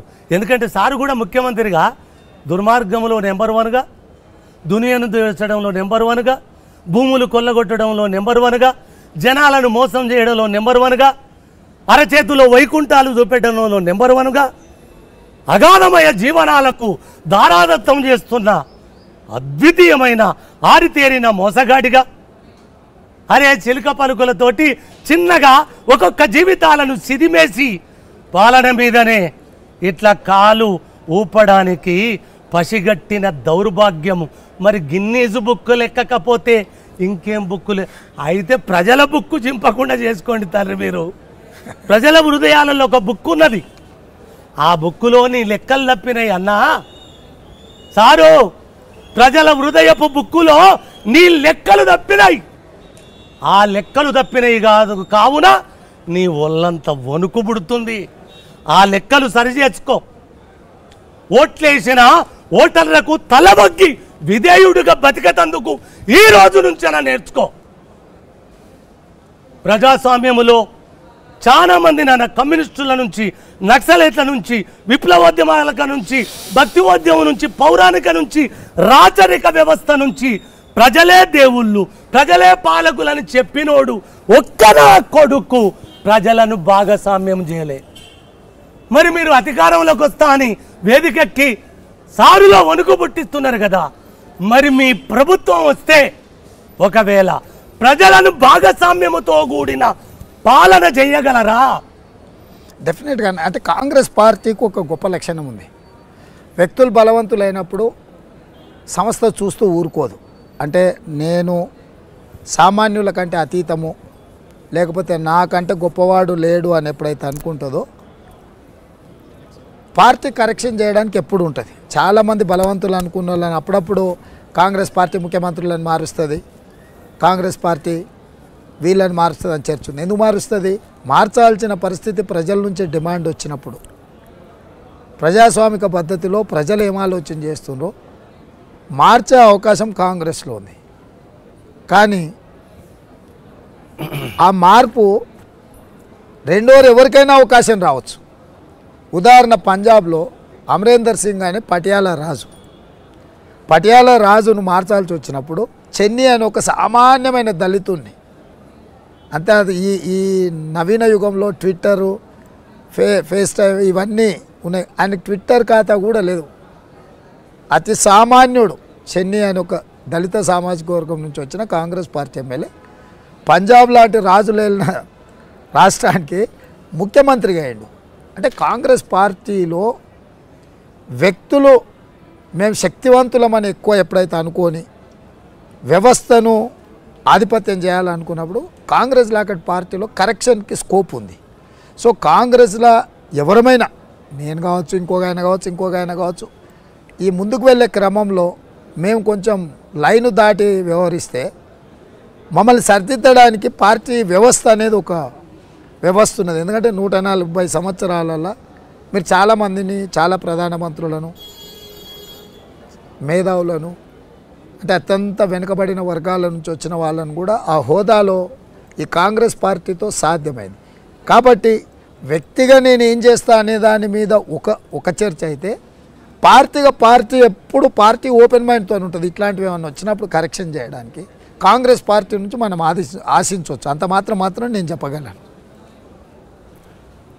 అయితే ఒక్కటి నాన్న, మీరు చెప్పింది ప్రజాస్వామ్యబద్ధంగా ఎవరు అవసరం ఉంటారో ఒక రాజునే మార్చిన ఘటన కాంగ్రెస్ పార్టీకి ఉన్నప్పుడు, ఇక్కడ ముఖ్యమంత్రులు ఎవరు ఎందరు అనేది కూడా ఒక అగాధము అభివృద్ధి వినబడుతున్నది. వినేలా చేస్తున్నారు వాళ్ళు. మీరు కూడా ఇక్కడ ఒక క్లారిటీ అనేది ప్రజలకు ఇవ్వకపోతే, ప్రజలకు కూడా ఇప్పుడు వాళ్ళు హ్యాడ్లు కూడా వేస్తున్నారు, వాళ్ళకి ఆ స్వాతంత్రత ఉంటుంది, వేసుకోవచ్చు. ఇప్పుడు కాంగ్రెస్ అధికారంలోకి వస్తే ముఖ్యమంత్రి ఎవరు అనేది కోటి ప్రశ్నల బరువున్నది. దానికి మీరు క్లారిటీ ఇవ్వగలరా? అంటే నేను నా తెలంగాణ తరపున అడుగుతున్నాయి. అదే కరెక్టే. నేనేమంటున్నంటే, పిసిసి అధ్యక్షుడు అనే చర్చ వచ్చినప్పుడు కూడా 50 మంది పిసిసి ప్రెసిడెంట్లు అవుతారా అని ఒక చర్చ జరిగింది. 50 మంది అవుతారని చెప్పిన 1000 మంది అభిప్రాయం పార్టీ తీసుకుంది. ఎవరైతే బాగుంటుందా, ఎట్లా చేస్తే బాగుంటుంది అనే చర్చల తర్వాత పార్టీ ఒక నిర్ణయం తీసుకున్నప్పుడు చిన్న ప్రకంపనలు ఉన్నా దాన్ని మళ్ళా అంటే దాన్ని నిలబడి ముందుకెళ్ళాం. ముఖ్యమంత్రుల విషయంలో కూడా పార్టీకి ఒక విధానం, ఇప్పుడు ఈయననే అని పైనుంచి రుద్దిండ్రు అనుకో, చూసినావా సీల్డ్ కవర్ ముఖ్యమంత్రి ఢిల్లీ చెప్పారు, వీళ్ళు ఒప్పుకున్నారని. ఇప్పుడు ప్రజల దగ్గరికి వెళ్ళి ఎమ్మెల్యేలను ఎట్లయితే ఎన్నుకోమని ప్రజలకు చెప్తున్నాం, ఎమ్మెల్యేల నుంచి మళ్ళీ ముఖ్యమంత్రి ఎవరైతే బాగుంటుంది అనేది కూడా ఒక చర్చ. రెండవది, కాంగ్రెస్ పార్టీలో సామాజిక వర్గాల కూర్పు ఉంటుంది. ఇప్పుడు నాకు 4 ముఖ్యమంత్రులు ఉండరు, 3 బలైన వర్గాలకు సంబంధించిన వాళ్ళు ఉండరు ఈరోజు. సో కాంగ్రెస్ పార్టీలో దేనికైనా సాధ్యం ఉంటుంది. ఎవరైనా నేను అవ్వచ్చు అనే ఒక ఆస్వాదన, అంటే ఒక వాళ్ళకి అంటే ఒక ఏమంటారు, ఒక నమ్మకాన్ని కలిగించే ప్రయత్నం. ఇప్పుడు రెండవది, ఇప్పుడు వీళ్ళేంది మా పలానా ఆయన ఈయననే అని నేనేమంటున్నంటే, తండ్రిని మార్చి కొడుకుని పెట్టండి అని వాళ్ళ మంత్రులందరూ కూడా పదే లేవనెత్తిండ్రు. సరే, కుటుంబ అంతర్గత తగాదాల గురించి నేను చెప్పాల్సిన పని లేదు, తెలంగాణ సమాజానికి అందరికీ తెలుసు. సో కాంగ్రెస్ పార్టీలో నిర్ణయం తీసుకున్నంత వరకు అందరు అభిప్రాయాలు చెప్తారు. నిర్ణయం తీసుకున్న తర్వాత అందరు ఆ నిర్ణయం వెనకాల నడుస్తారు. ఇప్పుడు ఎమ్మెల్యే టికెట్లకు కూడా 119 సీట్లు ఉంటే 1068 అప్లికేషన్లు వచ్చినాయి. ఎవరికి వాళ్ళు అడిగినరు, చెప్పిండ్రు, రకరకాల ఎవరి వాదనలు వాళ్ళు వినిపించారు, నిర్ణయం తీసుకుండ్రు. 2-3 రోజులు ఇటాటు చర్చ జరిగిన మళ్ళీ వ్యవస్థ అంతా దారిలో పడి ఇప్పుడు ప్రజల దగ్గరికి వెళ్ళడం జరిగింది. నేను మీ ద్వారా అందశ్రీ అన్న బలమైన నాయకత్వాన్ని, ప్రజలకు మేలు జరిగే విధానాలతోని ముందుకు తీసుకెళ్ళడానికి పార్టీ సిద్ధంగా ఉంది. నేను ఒక్క మాట, నాకున్న అనుభవంలో ఈ దేశంలో చాలా రాష్ట్రాలు వివిధ సందర్భాలలో ఏర్పడ్డాయి. ఆ ఏర్పడిన రాష్ట్రాలకు గాంధీ కుటుంబానికి బలమైన అనుబంధం, కుటుంబ బంధం లేదు. తెలంగాణ మాత్రము చాలా ఒడిదుడుకుల మధ్యలో ఒక కఠినమైన సందర్భంలో సోనియా గాంధీ గారు అంటే చాలా ఏమంటారు కన్సర్న్తో ఈ నిర్ణయం తీసుకుంది. సో ఆ కుటుంబం పదే ఏ రాష్ట్రంలో మాట్లాడిన అంశాలు సోనియా గాంధీ గారైనా, రాహుల్ గాంధీ గారైనా, ప్రియాంక గాంధీ గారైనా, ఈ తెలంగాణ ప్రజలతో మా బంధము ఇది కుటుంబ బంధం. ఇది రాజకీయపరమైన అనుబంధం కాదు. మాకు రాజకీయాలు కావాలంటే చాలా రాష్ట్రాల్లోనే గెలుస్తాం, ఓడతాము. తెలంగాణతో మాకు ప్రత్యేక అనుబంధం ఉంది. ఎందుకంటే ఇక్కడ పోరాటాలు, ఇక్కడ ప్రజలు, ఇక్కడ ఆకాంక్షలు, వీటన్నిటిని దృష్టిలో పెట్టుకొని ప్రజల కోసమే నిర్ణయం తీసుకున్నామంటే రాజకీయంగా నష్టం ఏమైనా జరగనీగాక, అధికారం కూలిపోనీగాక, కేంద్ర ప్రభుత్వం పడిపోనీగాక, ఆంధ్రప్రదేశ్లో పార్టీ పునాదులతో సహా కదిలిపోనీగాక, ఈ ప్రజల యొక్క పోరాటంలో నిజాయితీ ఉంది. చరిత్రలో అత్యంత కీలకమైన సందర్భంలో సోనియా గాంధీ గారు ఎవరి పక్కన నిలబడ్డారంటే ధర్మం పక్కన నిలబడ్డము అనే ఏకైక ఆలోచనతోని ఆ కుటుంబం ఈ తెలంగాణ రాష్ట్రాన్ని ఇచ్చింది. ఈరోజు కూడా వాళ్ళు ఈ తెలంగాణలో ఏ తప్పు జరిగినా, ఏ తప్పు జరగడానికి అవకాశం ఉన్నా ఒక్క క్షణం కూడా ఆలోచన చెయ్యరు. 175 సీట్లున్న 13 జిల్లాలనే రాజకీయంగా వదులుకోవడానికి సిద్ధపడి తెలంగాణ రాష్ట్రం ఇచ్చారు. తెలంగాణ ఒక వ్యక్తిని వదులుకోవడానికి లేకపోతే ఒకరిద్దరు తప్పులు చేసేటోళ్ళను పక్కన పెట్టడానికి ఆ కుటుంబం అసలు ఒక్క నిమిషం కూడా ఆలోచన చేయదు. నేను 100% మీకు భరోసా ఇస్తున్నాను. ఆ కుటుంబం ఈ తెలంగాణ పట్ల వాళ్ళకున్న కన్సర్న్స్ అది అంటే మనం మాటల్లో చెప్పడానికి కానీ లేకపోతే కొలిసి చూపించడానికి కానీ దానికి అంతస్తులు లేవు. సో 100% తెలంగాణ ప్రజలకు ఆ కుటుంబము ఆ కుటుంబ బంధాన్ని ఎవ్వరు కాదనలేరు. కాబట్టి ఇక్కడ ప్రజలకు అన్యాయం జరుగుద్దన్న ఆలోచనను కూడా వాళ్ళు సహించారు. మంచిదేనన్నా. అయితే ఒక్క మనవి, ఒక చిన్న ప్రశ్నే. 100 సంవత్సరాలు దాటిన కాంగ్రెస్ పార్టీ చెయ్యని పదవులు లేవు, ఇయ్యని సంపదలు లేవు, చాలా చేసిండ్రు. ఎవరొచ్చి మేమే ఇస్తున్నాం అంటారు. కానీ కోట్లాది ప్రజల ఓట్ల భిక్షను మీరు అడుక్కుంటున్నప్పుడు వాళ్ళకు విధేయులుగా ఉండాలనా వద్దా? అదొకటి. 2, మీరు ముఖ్యమంత్రిగా ఎవరు తెలంగాణకు మీరు అధికారంలోకి వస్తే ఎవరు వస్తారు అనేది పక్కన పెడితే, నిజంగా అధినాయకత్వానికి కట్టుబడి ఉన్నప్పుడు మీ పార్టీలో అక్కడోడు ఆ ముఖ్యమంత్రి అని ఎందుకు మాట్లాడతారా? అంటే అది వేరే అర్థం వస్తుంది. కొద్దిగా వాళ్ళ ముక్కుకు ముగుదాడేసి ఈ ఎలక్షన్ అయిపోయేదాకా మీ పార్టీ మీ నాయకత్వం ఎవరిని చేత గాలి చేయండి, లేకపోతే సంవత్సరానికి ఒక ముఖ్యమంత్రి కండి. ఈ దౌర్భాగ్యపు ఒక్కడే ఏలడం కంటే నాకేం అభ్యంతరం లేదు. కానీ ప్రజలను కళ్ళల్లో పెట్టుకొని కడుపులో దాచుకొని చూసే పాలన రావాలి కదా, అది కావాలని కోరుకుంటున్నారు. నాకు ఇంకొకటి కూడా నాన్న, సంక్షేమ పథకాల వల్ల అన్నార్థులకు ఆ పూటకు లేనోళ్లకు గడవడానికి ఎంతో కొంత ఊతమిస్తుంది ఆ సంక్షేమ పథకాలు. కానీ ఈ ఉచితాల వల్ల రేపు ఏం చేయదలుచుకున్నారు రాష్ట్రాన్ని? అటు సారు కానీ వస్తే మీరు కానీ ఈ ఉచితాల వల్ల సంక్షేమ పథకాలు తీసుకురండి. సంక్షేమ పథకాలు వస్తే పేదవాళ్లకు ఏదో రీతిగా ఊపిరినిస్తాయి. ఈ ఉచితాలు ఇచ్చినప్పుడు ఈ దేశాన్ని నా రాష్ట్రాన్ని అప్పుల పాలు చేయడమా, జనాలను అధోగతి పాలు చేయడమా, లేకపోతే మీరు 1000 ఎకరాలు సంపాదిస్తారు కదా రాగానే, ఎవ్వరు పదవికి వస్తే అంత 1000 ఎకరాలు కొల్లగొడుతున్నారు కదా. నాదొక్క మనవి నాన్న, నా ప్రజల తరపున యావత్తు భారత జాతి తరపున కూడా ఒక మాట ఏంది అంటే, ఏ ప్రజల ఆస్తిగా పాలనలు కొనసాగాలి, ఏ ప్రజల ఆకాంక్ష మేరకు ప్రజాస్వామ్యాలు వర్ధిల్లాలి అన్న ఈ దేశంలో ఈ రాష్ట్రాలలో మీకింత అధికారం భిక్షమేస్తున్న ప్రజలకు మీరు సంపాదించిన కొల్లగొట్టిన నేలనంతా వెనుకకు తీసుకొచ్చి నా తెలంగాణ జాతులకు ఇంటికొక ఎకరం భూమి ఇవ్వగలరా? ఒక్క ఎకరం చాలు. అంటే అన్న ఇక్కడ భూమే ఆత్మగౌరవం, భూమే మనిషి యొక్క గుర్తింపు కదా. కాంగ్రెస్ నమ్ముతుంది చిరునామనే భూమి. మరి ఇవాళ 25 లక్షల ఎకరాల అసైన్మెంట్ పట్టాల పేరు మీద కాంగ్రెస్ పార్టీ భూమి లేని పేదలకు పంచింది కదన్న. 12 లక్షల ఎకరాలు అటవీ భూములను 2006 అటవీ హక్కుల చట్టాన్ని తీసుకొచ్చి 12 లక్షల ఎకరాల పోడు భూముల పట్టాలు కూడా కాంగ్రెస్ పార్టీ పంచింది.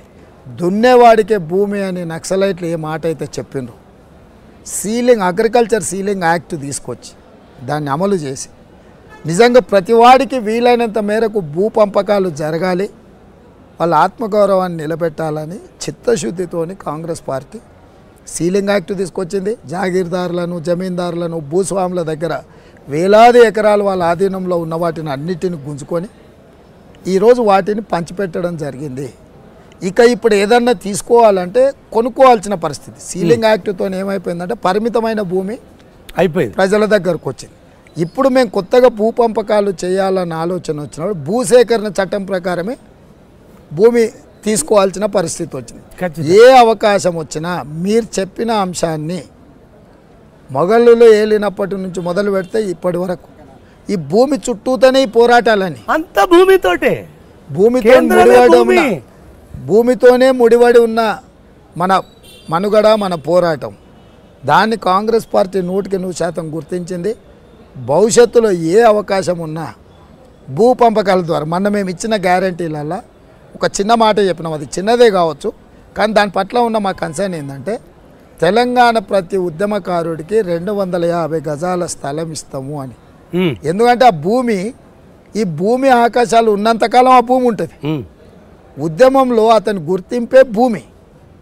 ఆ ఉద్యమకారుడిని గుర్తించాలనేది మేము చాలా మదనం చేసి చర్చ చేసి బట్టి విక్రమార్క గారు, నేను, మా శ్రీధర్ బాబు గారు, మేమందరం కూడా బాగా చర్చించి అరే వీళ్ళు కొట్లాడినరా, వీళ్ళు సాధించినరా, వీళ్ళ మీద కేసులు ఉన్నాయి, కేసులు పేపర్ మీద ఉన్నాయి, ఆ పేపర్ కేసీఆర్ మాయం చేస్తే అది ఏడుందో తెలియదు ఇప్పుడు అని వాళ్ళకి ఖచ్చితంగా ఎకరాలు ఇవ్వకపోయినా 250 గజాలన్న నీడనని ఇవ్వడానికి అంటే మా ప్రయత్నము. మేము దాన్ని గుర్తించినామన్నా అవకాశం ఉంటే భూమి ఇవ్వడానికి కాంగ్రెస్ వెనక్కిపోదు. ఇలా తెలంగాణ ఉద్యమకారులకు 250 గజాలు ఇస్తా అన్నది కన్సర్న్తో, అంటే వాళ్ళ గౌరవాన్ని కనీసం మనం గుర్తించినామని చెప్పడం కోసం ఆలోచన చేసినాం. భూ పంపకాలు అనేది నిరంతర ప్రక్రియ, చేయాల్సిన అవసరం ఉన్నది, చేసే ఆలోచన కాంగ్రెస్కు ఉన్నది. అయితే ఇక్కడ ఒకటి మనవి నాన్న, సారు ఇప్పుడు చాలా సస్యశ్యామలంగా భూమినంతా ఒక మనవి మాత్రం చేస్తాను. కాళేశ్వరం అనేది ఇన్ని కోట్లతోటి జమ చేసిన కాళేశ్వరము 1000 సంవత్సరాల కింద రేచల రుద్రుడు కాకతీయ సామ్రాజ్యంలో రామప్ప ఆలయాన్ని నిర్మాణం చేస్తాడు. ఇక్కడ రేచల వాళ్ళ ఇద్దరు ఉన్నారు. రేచల పద్మనాయకులు యలమలు ఉన్నారు, రేచల రుద్రుడు రెడ్డి. రేచల ఇద్దరు ఉన్నారు. ఇక్కడ ఒక మాట చెప్పాలి, నా మనవడికి నేను యాక్చువల్గా రుద్రదేవుడు అని పేరు పెట్టాలన్న ఆలోచన ఉండే. నేను రామప్ప మందిరం చూసిన తర్వాత, ఆయన గొప్ప త్యాగం చూసిన తర్వాత రేచల రుద్రుడు యాక్చువల్ నా మనవడికి మీరు ఆశీర్వదించాను కదా, ఆయనకు నేను పెట్టుకుందాం అనుకున్నా. అదే అయితే తల్లిదండ్రులు ఏంటంటే లేదు మోడర్న్గా పేరు లేదు అని ఆలోచించారు. కానీ నేనైతే ఇప్పటికి కూడా, ఎందుకంటే రుద్రమదేవి తండ్రిని యాదవరాజులు చిన్నగా ఉన్నప్పుడే యుద్ధం చేసి ఓడించి తీసుకొని పోయి బంధించి పెట్టుకుంటే రుద్రదేవుడు యాదవరాజులతో యుద్ధం చేసి ఓడించి ఇడిపించుకొని వచ్చి ఆ చిన్న పిల్లవాడిని సింహాసనం మీద కూర్చోబెట్టి 70 సంవత్సరాలు వాళ్ళ రాజ్యాన్ని వాళ్ళనే పెట్టేయలేడు. ఈ కాలంలో ఇంచు జగా కూడా మన చేతిలో కొత్త పక్కోనికి వాడు. అయితే నువ్వు కాకతీయులను తెచ్చినావు కాబట్టి రేవంత్ ఒక మనవి చేస్తాను. వీళ్ళు అది నిర్మాణం చేసిండ్రు, గిరి కాళేశ్వరం కాడికి వచ్చి ఇడికి వస్తా, మీకు సమయం ఉన్నదో లేదు. పర్లేదండి. అయితే 1200 అంటే 12వ శతాబ్దంలో కట్టిన రామప్ప 1000 సంవత్సరాలు వర్ధిల్లింది. ఎన్ని భూకంపాలు వచ్చినా అది పునాది లేని దాని మీద కడితే రామప్ప ప్రపంచం తలదిప్పి చూసేలా ఇవాళ అది పెద్ద వరల్డ్ పర్యాటక కేంద్రంగా గుర్తించబడ్డది కదా. ఒరే దిక్కుమాలిన కట్టకము నిన్నగాక మొన్న కడితే నీ దరిద్రం కాకపోతే నేను మేడిగడ్డ కుంగడం మూడిగా ఇసుక మీద కట్టిన ఇసుక కదిలింది, మేడిగడ్డ గుంగింది అంటున్నా. నాకైతే అది ఎంత అర్థం కాల.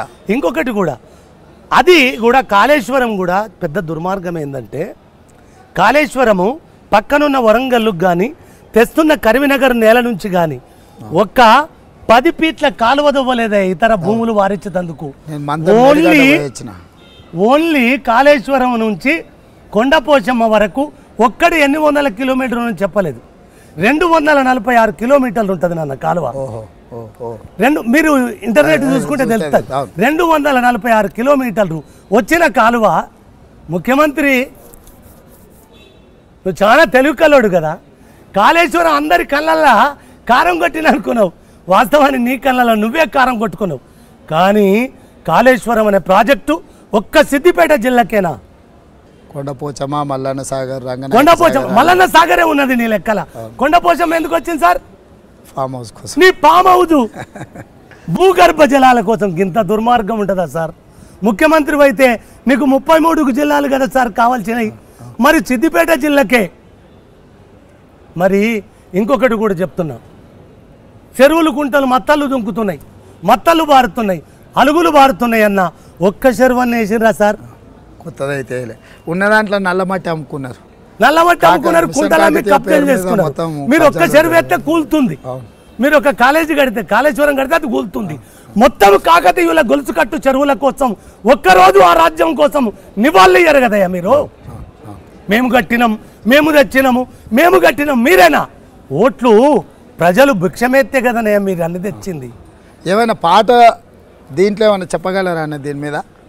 ఎప్పుడన్నా చూద్దాం, ఇప్పుడు కాదు, అదే ఎప్పుడైనా ఖచ్చితంగా. ప్రజలకి ఆల్రెడీ నేను ఇక్కడ ఇందులో ఒకటి ఉన్నది, ఒక చిన్న చెప్పుతాను. ఇది ఈ నిప్పుల వాగులో సారు మీదనే సారు ఏం చేసిండో దాన్ని పటమేచ్చాను. ఏందిరా ఏందిరా తెలంగాణము ఎలమూగబోయింది జనగానము, ఏందిరా ఏందిరా తెలంగాణము యముల పాలవుతుంది మా గానము. ఎప్పుడు రాసిన రేవంత్ ఇది? ఆయన ఎక్కిన 15 రోజుల నుంచి. ఓకే, ఆయన పదవి కాలం ఎట్లా పొడిగెళ్తుందో ఇది అట్లా రాసుకుంటూ వచ్చిన. రాష్ట్రం వస్తే కుక్కలా కావాలుంటానని మక్కువతో పలికిన మాటలేమైపాయి? అధికారమునకొచ్చి అహంకారం అది ఎచ్చి పొంకనాలకు పోయి రంకెలేసుడి ఏంది? ప్రజలను తన పార్టీ నేతలను కుక్కలుగా తలబోసి తన చుట్టూ తింపుకోవడం ఏంది? వినరయ్య తన రాసుకొన్నట్టి ఘనచరిత భూములను మింగేసే భూతాల పాలనిది. ఏందిరా తెలంగాణము ఎలమూగబోయింది జనగానము. ఇక్కడ మొత్తం సారు పాలన, ఇక్కడ సారమంతా సారాంశం అంతా వీడు ఒక్కటి చెప్తానన్నా, నాకు ఇంకొకటి అడిగిన తర్వాత ఇది చెప్తాను లాస్ట్. అన్నిటికంటే బలమైంది ప్రజానికం ఎంత ప్రమాణమైందో తెలంగాణలో విద్యార్థి లోకం నాన్న. ఆ విద్యార్థి లోకం కోసం మీరిచ్చే అభయమేంది? 2 నాన్న, విద్యార్థులు అత్యంత నష్టపోయిన వాళ్ళ దానిలో విద్యార్థులు తెలంగాణ సారు పాలనలో.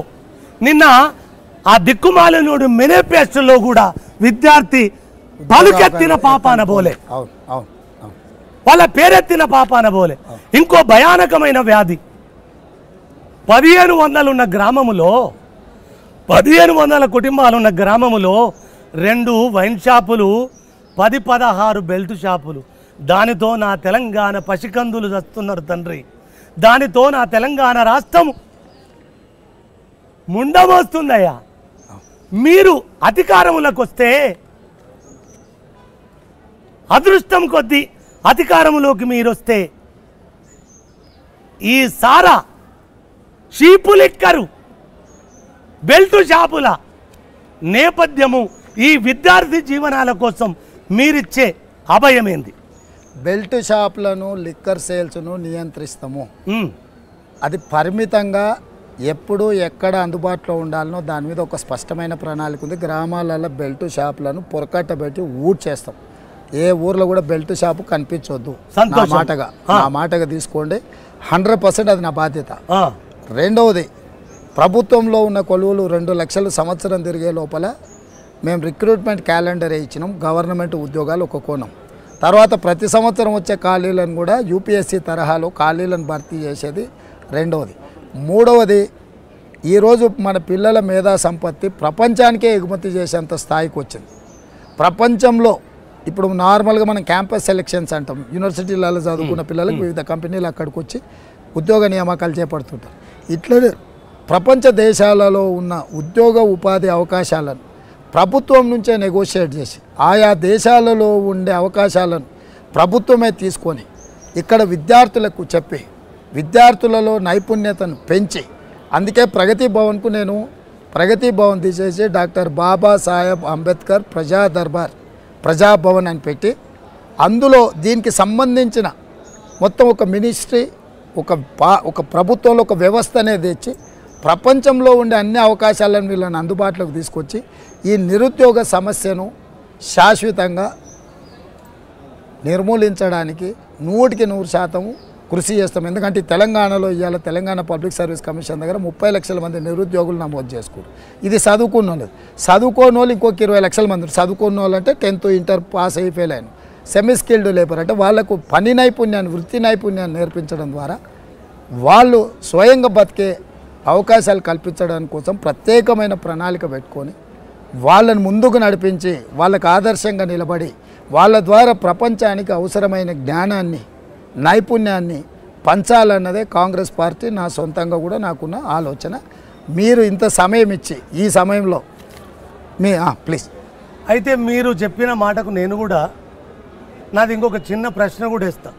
సార్ కూడా అధికారంలోకి వచ్చినప్పుడు ఇంటికో ఉద్యోగం, దళితులకు 3 ఎకరాలు, దళితుడే ముఖ్యమంత్రి, మామూలు కోతలు కొయ్యలే, అవి తలకిందులు అయినాయి. మీరు అట్లా తలకిందులు కావద్దని కోరుకుంటా నేను. ఇక పోతే ఈ మధ్యన నేను అప్పుడప్పుడు వింటుంటా ఒక పాట ప్రభుత్వాన్ని కూలగొట్టింది అని. మంచిదే, నేను ఆ పాట రాసిన సార్కు ఆ పాటకు కూడా నేను సెల్యూట్ చేస్తున్నా, చేతులెత్తి కూడా మొక్కుతాను. కానీ ఇక్కడ పాటలే పెట్టని కోటలై నిలిచినాయి, పాటలే పెట్టని కోటలై నిలిచినాయి, పాటలే ముందుండి ప్రజలను నడిపినాయి, పాటలే ఉద్యమానికి బాటలేసినవి, పాటలే ముందుండి ప్రజలను నడిపినవి, పాటలే పెట్టని కోటలై నిలిచినవి, పాటలే కోటి కంఠాలై మ్రోగినవి, పాటలే కదా రాష్ట్ర పట్టాభిషేకాలు, పాటలే కదా రాష్ట్ర పట్టాభిషేకాలు, పాఠభిక్షమే కదా మీరేలే పదవులు, గుండె గుండెన గండ దీపమై వెలిగిన పాటనవమానించ పదవులంకారమా. మరిక్కడ పాటలు రాష్ట్రాన్ని తెచ్చినాయి. ఆ పాటల కోసం, ఆ పాటలు రాసినోళ్ళ కోసం కంఠాలు బగులగొట్టుకొని ఆచేతు హిమాచలం తలదిప్పి చూచేలా చేసిన ఇక్కడ సాంస్కృతికోద్యమం. ఇప్పుడు ఒక మాట చెప్పాలి, ఇక్కడ నేను ఉట్టిగానే మాట్లాడతలేను, ఇక్కడ నా మాట కన్నా చెల్లుబాటు కాదు. ఇక్కడ ధూమ్ధామ్ అనేది కేసీఆర్ స్వప్నం కాదు, ధూమ్ధామ్ అనేది బాలకృష్ణ బాడుకావు పనికి తెచ్చింది కాదు. అది తెలంగాణ ధూమ్ధాము ఉద్యమము పాదైతే దాని పందిరి అందశ్రీగాడే. ఒక సాంస్కృతిక సేనాన్ని కోట్లాది మీరు కాంగ్రెస్లో విలీనమైతామని పదవులలో 3 ఏళ్ళు మీరు ఢిల్లీలో వండుకున్నప్పుడు మీ రాష్ట్ర ఉద్యమాన్ని నిలబెట్టింది ధూమ్ధామే. ధూమ్ధాము ఎనుకుని నడిపించిన వాళ్ళనే.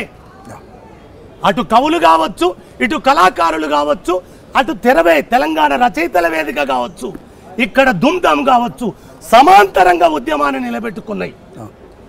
మరి పాటతోటి రాష్ట్రం వచ్చిన రాష్ట్రానికి అరే దిక్కుమాలినోడా పాడుకునేటందుకు పాట ఉండదా ఇక్కడ? సిగ్గుంటే కాళేశ్వరంలో వాడి దుంకి చచ్చిపో, దరిద్రం పోతుంది తెలంగాణది. అలాగనే ఈ సాంస్కృతికోద్యమానికి కూడా మీరు కాంగ్రెస్ పార్టీ ఈ ఎలక్షన్ మూమెంట్ కావచ్చు, ఇంకేదన్నా కావచ్చు, ఒక సాంస్కృతిక సేనాని లేకపోతే కొద్దిగా అభద్రత భావమే ఉంటుంది. దాన్ని మీరు పూడ్చుకోవాలి, దాన్ని పూర్తి చేసుకోవాలి. తెలంగాణ యొక్క సంస్కృతే పాట, తెలంగాణ సాంప్రదాయం, రాష్ట్రం అంటేనే పాట కదా. తెలంగాణ సంస్కృతి సాంప్రదాయాన్ని కాపాడాలి అని అంటే పాట బతికుండాలి. దానికి కావలసిన అన్ని రకాల వసతులు వనరులను ప్రభుత్వ పరంగా ఏర్పాటు చేసే బాధ్యత కాంగ్రెస్ పార్టీ తీసుకుంటుంది. అయితే ఒక్క మనవి చేస్తాను, ఒక్క మనవి. నేను ఇవాళ మీ దగ్గర కూర్చోవడానికి మీ మెప్పు కోసమో మీ మేలు కోసమో కాదు, ప్రత్యేకించి నా తెలంగాణ కోసమే. అయినా నేను ఇంటర్వ్యూలే వద్దు అనుకున్నా. నేను మరి మీరే ఇంటర్వ్యూకి వస్తా అంటే మరి నేను పోకపోతే కూడా ఇక్కడ భయపడ్డాడేమో. నేను ఒక్క దానికి భయపడుతున్నాను, అక్షరానికి భయపడతా, అమ్మకు భయపడతా, ధర్మం ఉంటే భయపడతా, నా ప్రజల పక్షాన ఎవడు విధేయులుగా ఉంటారో వాళ్లకు భయపడతా, నా తల్లిని చెరబట్టనంత కారణం ఎవరికైనా తల వంచి నమస్కారం చేస్తూనే ఉంటా. తల వంచుకోవడం తప్పు కాదు తండ్రి నాది, తలదించుకొని బతుకుమంటే మాత్రం వాడి తల నరుక్కున్న నేను తలదించుకునే నేపథ్యం ఉండదు. వాళ్ళు జై తెలంగాణ అనే అర్హతను కోల్పోయినరు. మళ్ళా టీఆర్ఎస్ పేరు మార్చి బీఆర్ఎస్గా మార్చి మాది పక్క రాజకీయ పార్టీ అని చెప్పుకున్నప్పుడు ఇంకా సిగ్గు లేకుండా మా ఉద్యమము మా ఉద్యమము మాకు ఓటేయండి, మాకు పిచ్చమేయండి. కాదు కాదు కాదు కాదు, ఇగో ఓడిస్తే నేను ఫామ్ హౌస్లో పోయి పంట బాగుందయ్యా. అది కూడా ఒక మాట చెప్తున్నా, రాతి దుర్గాలను కూలదన్నిన నా పాదాలకు, రాతి దుర్గాలనే కూలదన్నిన నా పాదాలకు 4 ఇటుకలతో కట్టుకున్న ఓ ప్రహారి ఒక లెక్కనా? అది మర్చిపోద్దు. అందుకోసం నా తెలంగాణ మేలుగోరినంతకాలం అందశ్రీ అమ్మ పాదాన సందడే చేస్తాడు, లేకపోతే మీ జుట్టుకు గజ్జగట్టి ఊరేగిస్తాడు. జై తెలంగాణ, జై తెలంగాణ, జై జై తెలంగాణ. సుమన్ టీవీలో మీ పర్సనల్ అండ్ బిజినెస్ ప్రమోషన్స్ కోసం కింది నెంబర్కి కాంటాక్ట్ చేయండి.